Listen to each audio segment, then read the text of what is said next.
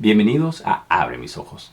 Abre Mis Ojos está patrocinado por la Iglesia de Dios Cristiana y Bíblica, en donde estamos dedicados a restaurar el cristianismo original para hoy.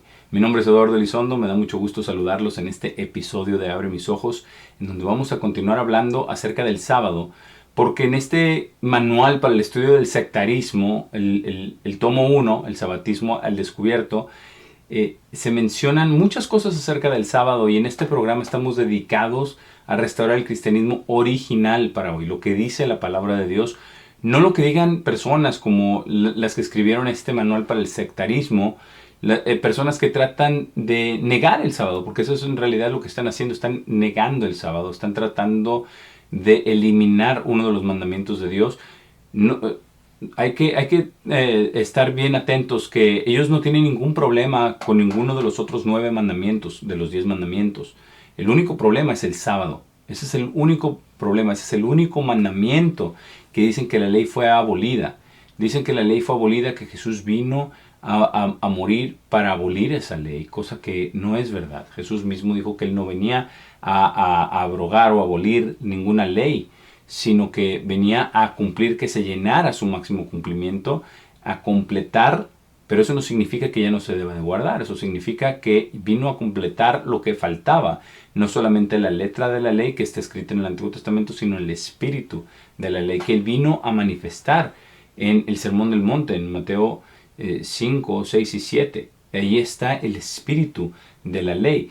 Pero en este tomo del sectarismo, del sabatismo, tratando de excusar, tratando de justificar este comportamiento que niega las leyes de Dios, en especial el sábado en específico, estas personas no tienen conocimiento de la Biblia, y nuestro trabajo aquí en Abre Mis Ojos es poder leer lo que dice la palabra de Dios sin ideas preconcebidas, simplemente leer lo que está ahí, entenderlo y tomarlo de manera literal lo que está diciendo ahí. Y hay que entender la Biblia, hay que entender las cosas que Dios dijo y cómo las dijo, a quién se las dijo, y entender las leyes de Dios. Las leyes, entender que son diferentes leyes, diferentes tipos de leyes, eso lo vamos a ver un poco más adelante. Pero cuando hablamos acerca del sábado, en este tomo 1 del sabatismo al descubierto, el autor dice lo siguiente, y vamos a ver algo muy importante, porque en estos puntos que están tratando de desacreditar el sábado, están tratando de negar la existencia del sábado en el Génesis, están automáticamente haciendo inferencias de cosas que no tienen sentido. Dice, no hay registro ni la más leve insinuación de que nadie antes de Éxodo 16 guardara el Sabbat, aun cuando los patriarcas fueron instruidos con respecto a ofrendas, altares, sacerdotes, diezmos, circuncisión y matrimonio. Y el día de hoy vamos a ver qué dicen estas escrituras en Génesis, que este mismo tomo del sabatismo al descubierto menciona acerca de estas cosas, de estas 6 cosas, 6 temas por los cuales fueron instruidos. Hay evidencia que fueron instruidos los patriarcas en todo este tipo de cosas. Pero vamos a ver lo que dice, cómo es que fueron instruidos. Vamos a hacernos la pregunta, porque si vamos a decir que el sábado no está en el Génesis, porque no fue dictaminado, porque no fue dicho como un mandamiento, sino hasta Éxodo 20, en realidad, desde Éxodo 16 es lo que argumenta, sí, desde ahí fue cuando Moisés les empieza a enseñar al pueblo de Israel que venía de la esclavitud de Egipto, que el séptimo día era el sábado de Dios. Pero aquí el mismo tomo del sabatismo está diciendo que hay cosas que Dios les dio, que fueron instruidos con respecto a estos temas. Vamos al primero de estos temas, que dicen que está en el Génesis, que fueron instruidos con respecto al primero, que es ofrendas. En Génesis 4, vamos a ver lo que dice con respecto a las ofrendas. En versículo 1 dice, entonces Adán conoció a Eva, su esposa, y ella concibió y dio a luz a Caín, y dijo, he adquirido un hombre del Señor. Y dio a luz de nuevo su hermano Abel. Y Abel fue un cuidador de ovejas, pero Caín fue un labrador de la tierra. Y sucedió que Caín trajo al Señor una ofrenda del fruto de la tierra. Y Abel también trajo de los primogénitos de su rebaño y lo gordo de él. Y el Señor tuvo respeto hacia Abel y su ofrenda, pero no tuvo respeto hacia Caín y su ofrenda. Y Caín estuvo extremadamente enojado y su semblante cayó. Y el Señor dijo a Caín: ¿por qué estás tan enojado? ¿Por qué ha caído tu semblante? Si haces bien, no serás aceptado. Pero si no haces bien, el pecado está a la puerta. Su deseo es para ti, pero tú debes gobernar sobre él. Aquí hay varias cosas que tenemos que analizar. Porque está diciendo este tomo del sabatismo, diciendo que fueron instruidos con respecto a las ofrendas. ¿Por qué? Porque trajeron ofrendas. Pero este autor dice que el sábado no está, cosa que ya hemos comprobado en episodios anteriores que sí está, pero está en la manera de verbo, reposó, ese es Shabbat. Entonces la primera mentira que dicen es que la palabra Shabbat no está en Génesis, cosa que sí está. Después dicen que hay indicaciones de que fueron instruidos con respecto a ofrendas, pero no hay aquí ninguna indicación que haya sido dada directamente escrita en el Génesis, que eso es precisamente lo que quieren ver con respecto al sábado. Que diga, guardarás el sábado, pero Dios mismo lo santificó, como ya vimos en episodios anteriores. Entonces no hay, aquí tampoco dice algo de la ofrenda, pero fueron instruidos. ¿Acaso el hecho de que no haya sido escrito en el Génesis antes de este capítulo 4 significa que no habían sido instruidos con respecto a ofrendas? Su mismo punto prueba lo que estamos hablando del sábado. ¿Por qué? Porque aquí solamente dice que Dios le concedió a Adán y Eva tener un hijo y después otro, ¿verdad? Caín y Abel, y dice cuáles eran sus ocupaciones, ¿verdad? Caín fue el labrador de la tierra, Abel fue cuidador de ovejas, y Caín dice que Caín trajo al Señor una ofrenda del fruto de la tierra. Así, nada más. Y después dice que Abel trajo los primogénitos de su rebaño y lo gordo de él. ¿Cómo sabemos que Dios le había pedido que trajera de los primogénitos de su rebaño? Porque lo vemos después codificado en la ley. Lo vemos después codificado en Éxodo acerca de los primogénitos. Entonces esto significa que lo de los primogénitos no empezó con el Éxodo de Egipto. Entonces vemos que muchas veces está lo que Dios dictaminó, pero son las leyes que no cambian, y sí se las tuvo que haber enseñado, porque de otra manera, ¿cómo supieron? El mismo autor está argumentando ese punto, que tuvieron instrucciones con respecto a las ofrendas. Pero no está la instrucción de las ofrendas, justamente como no está la instrucción directa de guardar el sábado en Génesis. Pero eso no significa que Dios no les haya indicado que lo guardaran. Es claramente, está aquí que Dios les indicó que lo guardaran, y no dice que Caín trajo los primeros frutos, porque sí dice que hay que traer los primeros frutos del campo. Y no trajo los primeros frutos del campo. No hay indicación de que lo haya traído. Y el Señor le dice al mismo Caín que si hace bien será aceptado. Pero no fue aceptado, obviamente porque no hizo bien, porque no hizo conforme a lo que Dios le había mandado. Pero antes de Génesis 4 no encontramos ninguna instrucción, absolutamente nada, con respecto a las ofrendas. Pero vemos que trajeron ambos una ofrenda, como habían sido enseñados por Dios. Entonces, con respecto al sábado, no hay una instrucción directa, pero obviamente fue lo primero que Dios hizo. Él descansó, él reposó, pasó tiempo con Adán y Eva, y bendijo el sábado y lo santificó. Eso de bendecir el sábado y santificarlo no se ha quitado jamás. No dice ninguna parte de la Biblia que se haya quitado. Es más, a Jesús mismo dijo que Él mismo es Señor del sábado. Ahora, vamos al segundo punto que indica aquí en este tomo del sectarismo, el tomo 1, concerniente al sabatismo. Dice que ellos fueron enseñados también con respecto a los altares. Esto está en Génesis 8, y esto estamos hablando acerca de Noé.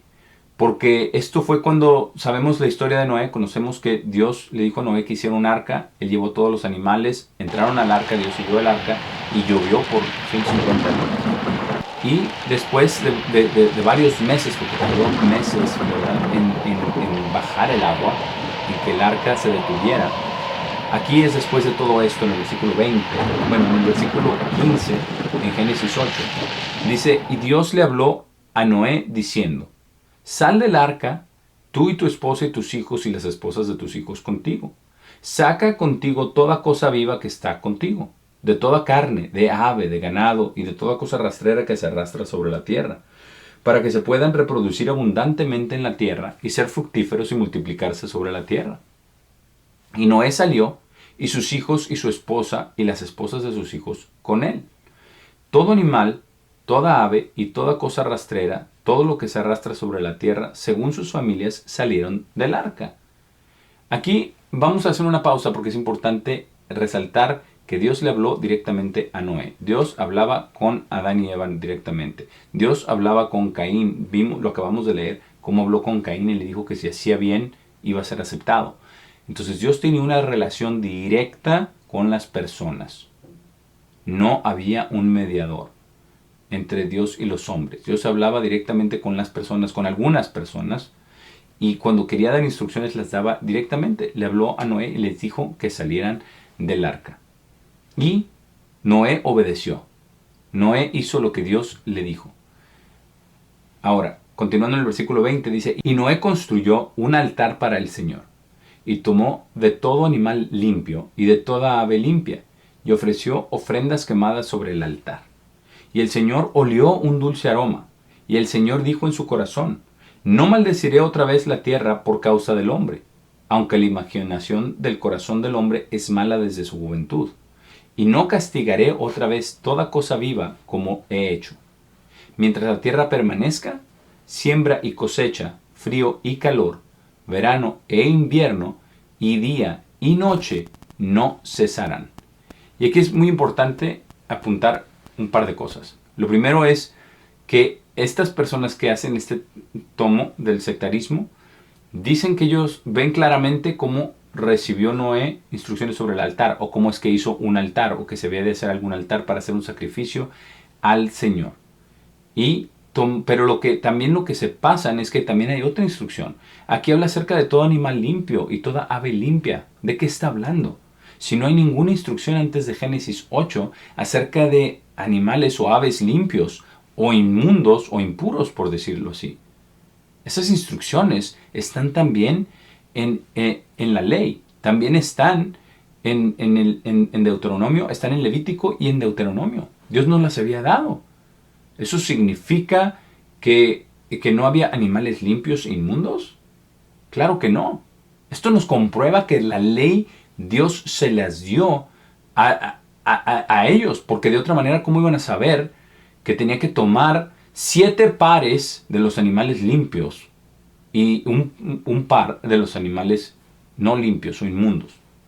Porque esas son las leyes de Dios. Esas leyes se aplican desde el principio. Y el hecho de que no estén codificadas en los primeros capítulos del Génesis no significa que no existan. Por su misma declaración de que hay evidencia de que fueron instruidos acerca de altares y de ofrendas, por esa misma declaración y por ese mismo principio, podemos ver que había otro tipo de leyes como animales limpios. ¿Cómo nosotros vamos a saber cuáles son esos animales limpios e inmundos? Tenemos nosotros que ir a Levítico y a Deuteronomio para ver esas instrucciones en específico. Tenemos nosotros que saber todo esto, cómo Dios instruye al pueblo de Israel, cuáles son los animales limpios y cuáles no. Pero aquí, cuando estaba Noé, Abraham ni siquiera había nacido. Entonces no podemos decir que eso es solamente para Israel o para los judíos. No, la ley de Dios está desde el principio. Y estas evidencias que apuntan aquí en este tomo del Sabatismo al Descubierto, en realidad están revelando más acerca de lo que sucedió, de cómo Dios hablaba con los patriarcas, con Noé, y hablaba con Adán, hablaba con Abraham, hablaba con todos sus siervos directamente y les daba sus instrucciones y ellos las seguían. Y si no las seguían, Dios los corregía y Dios los llamaba a cuentas, como hizo con Caín, que se enojó tanto que terminó matando a su hermano Abel. Pero Abel es contado como los justos en el capítulo 11 del libro de los Hebreos. ¿Por qué? Porque ahora, Estas mismas personas dicen que Jesús, bueno, limpió todos los alimentos. Estas son malas traducciones de lo que en realidad dijo Jesús. Son malas traducciones diciendo que limpió todos los alimentos. No, está hablando acerca de otra cosa. Eso hay que leerlo en contexto. Pero los animales limpios e inmundos ya existían desde Génesis. El hecho de que no estén codificados no significa que esa ley no había sido dada por Dios a sus siervos. Se lo dijo a Noé. Noé lo sabía. Entonces no solamente son altares y ofrendas, sino también animales limpios e inmundos, que después todo eso fue codificado también en Números, en Levítico, en Deuteronomio. Todo esto y en Éxodo están todas estas leyes que podemos aprender acerca de cómo Dios quería que hicieran los altares, que hicieran las ofrendas, de qué animales ofrendar. Y no solamente para las ofrendas, estamos hablando de animales limpios para el consumo humano también. Pero hay muchas otras cosas en el libro del Génesis, y el hecho de que no esté dictaminado, no esté escrita la ley en el libro del Génesis no significa que no existía. Ahora, porque recordemos, ¿quién escribió los 5 primeros libros de la Biblia? Fue Moisés. Entonces, él escribió lo que Dios le inspiró que escribiera en cada uno de estos libros. Pero la ley iba a estar ahí, pero estuvo desde el principio. Vemos evidencia palpable de todo esto. Ahora, la tercera área de la cual dice en este tomo que hay evidencia en Génesis que sabían los siervos de Dios era acerca de los sacerdotes y de los diezmos. Vamos a ver en Génesis capítulo 14 cómo habla de estas dos cosas brevemente, pero vamos a hacer un análisis de lo que está aquí. En el versículo 18, aquí en esta sección es cuando Abraham va a pelear contra 4 reyes poderosos que habían tomado Sodoma y Gomorra, donde vivía el sobrino de Abraham, Lot. Y Abraham fue a rescatar a su sobrino y de hecho pudo derrotar a los reyes, pudo rescatar a su sobrino de estos reyes que se habían apoderado de Sodoma y de Gomorra y de otras ciudades alrededor. Después de la batalla entonces sucede esto, en el capítulo 14 de Génesis, en el versículo 18, donde dice: y Melquisedec, el rey de Salem, sacó pan y vino, y él era sacerdote del Dios Altísimo. Y él lo bendijo y dijo: bendito sea Abraham del Dios Altísimo, poseedor del cielo y la tierra. Y bendito sea el Dios Altísimo, quien ha entregado a tus enemigos en tu mano. Y él le dio los diezmos de todo. Entonces aquí vemos estos dos temas, el tema del sacerdocio y el tema de los diezmos. Y que los diezmos se le dan al sacerdote. Pero está hablando de Melquisedec, rey de Salem. Salem significa paz. Y no es que había habido un lugar que se llamaba Salem y era un lugar físico en la tierra. Está hablando de Dios mismo. Está hablando de quien vino como Jesucristo. ¿Cómo lo sabemos esto? Por lo que dice en Hebreos, acerca de Melquisedec, que era sacerdote del Dios Altísimo y era sin padre, sin madre, sin genealogía. Entonces está hablando de Dios mismo, quien vino en la carne, ¿verdad?, como el Hijo de Dios. El mismo es Melquisedec. Y el mismo Cristo ahí habla que él es sacerdote ahora conforme al orden de Melquisedec. ¿Por qué? Porque era él mismo. Y bendijo a Abraham y le dijo, ¿verdad?, le dio una bendición del Dios Altísimo. Está hablando de Dios el Padre. Dice poseedor del cielo y de la tierra. Y él le entregó los enemigos en su mano. Por eso pudo derrotar a estos reyes. Y Abraham, todavía no era su nombre, cambiado a Abraham. Abraham le dio los diezmos de todo. Entonces vemos cómo había instrucción de darle al sacerdote los diezmos. Y vemos que había un sacerdote mediando, ¿verdad?, entre los hombres y Dios. Sí había este sacerdote, pero era el sacerdote del Dios Altísimo. Su nombre era Melquisedec. Pero ¿dónde está de nuevo? Hacemos la pregunta, ¿dónde está de nuevo esa instrucción escrita antes de Génesis 14? Porque si vamos a negar que el sábado existía desde la creación, que ya lo vimos en el capítulo 2, pues simplemente porque el mandamiento no está escrito en el Génesis, entonces ¿dónde está el mandamiento del sacerdocio en Génesis? ¿Dónde está el mandamiento de los diezmos? de dar una décima parte? ¿Dónde está el mandamiento de las ofrendas, de dar la primicia del fruto de la tierra, o dar el primero el primogénito de las ovejas o de las vacas? ¿Dónde están esos mandamientos? Porque si vamos a decirlo de una cosa, ¿por qué no lo decimos absolutamente de todo? Simplemente se usa como excusa y su mismo argumento, por su mismo argumento, ellos mismos se están contradiciendo. Los que dicen que el sábado no está ahí es porque no pueden entender que Dios hablaba directamente con las personas, y el hecho de que no esté el mandamiento escrito no significa que no existía. Porque de otra manera, ¿cómo tenían entendimiento? ¿Cómo entendía Noé acerca de animales limpios e inmundos? ¿Cómo entendía Abel acerca de los sacrificios? ¿Cómo entendía Abraham acerca del sacerdocio, acerca de los diezmos? No hubiera habido entendimiento. Esto no hubiera sido posible, a menos que se hubiera dado todo esto. Entonces, el mismo argumento los delata.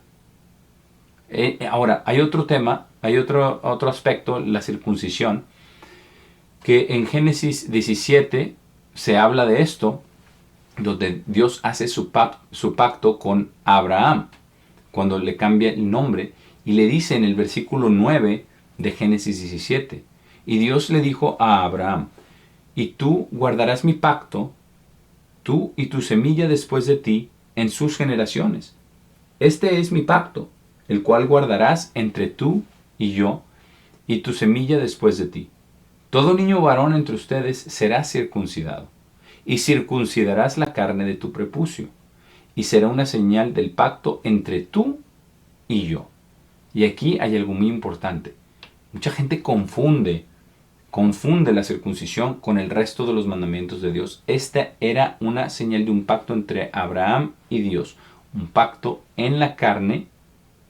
Y de eso es de lo que habla, de eso es de lo que se habla en Gálatas. Se habla acerca de la circuncisión, pero la gente lo confunde. Y aquí, a diferencia de los otros estatutos y ordenanzas que no están escritas, solamente vemos altares, sacerdotes, animales limpios, inmundos, ofrendas, etcétera, de las que ya hablamos.